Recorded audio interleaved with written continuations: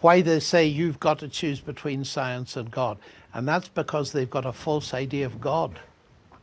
A false idea of God. How Of so? God, yes.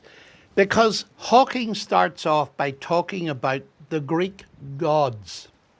And we got to get rid of those before we can do science. And I agree with him. Yeah. If you think that the moon is a god, you won't study it because you might upset the god. And in that sense, science has done a good job of getting rid of those gods. Yeah. Now, when you think of those gods, what are they? They're what we now call today, technically, gods of the gaps. I don't understand lightning, so I say it's a god. So the word God is for an unknown X that explains lightning. But once I do a course on astrophysics in Oxford or somewhere else, God just disappears. So that they God posit- disappears. So God, according to their false definition, the very idea of God pushes out reason, and once reason comes in, God disappears. That's exactly right. Now, what I suddenly realized is this. They currently place the God of the Bible in the category of a Greek God. And I was up against Michael Shermer. I don't know whether you've ever come across Michael Shermer. I know of him. Editor, Skeptic magazine, in a debate in Oxford. And I think it was he. There were 3 people against 3 of us, you see. And he looked at me and said, "You are an atheist." He said that you're an atheist. I'm an atheist, and I knew what was coming, of course. "You are an atheist with respect to Zeus, Artemis, Baal," and he went on far too long because I know most of these gods. I'd come across them before. And then he said with a great grin, "We just go one God further, and we reject Jehovah, the God of the Bible." And I thought, how ignorant can a person be of the ancient gods?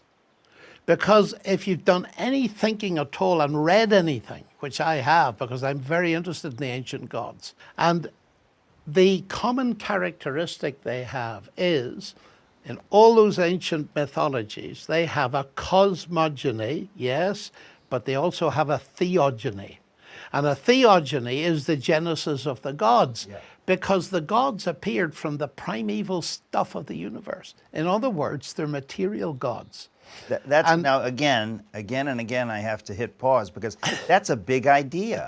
It has not occurred to most people that if the gods of the ancient world, and I'm familiar with some of these creation myths, they came out of something, so you say therefore they are material That's gods. right. Let me put it an this way. extraordinary point. The world expert probably on this topic was a man called Werner Jaeger, who's a professor at Oxford, and he puts it this way. In the ancient Near East, the gods are descended from the heavens and earth. The God of the Bible created the heavens and earth. Now that's the difference. The God of the Bible doesn't belong to the category of those gods in any sense. Right. But the mistake they're making, and Hawking's making, is imagine that we think the God of the Bible is a God of the gaps. He's just put there to explain until we get a scientific explanation. Then it dawned on me, if you believe that God's like that, you have to choose between God and science. Yeah. Why? Because that's the way you've defined God.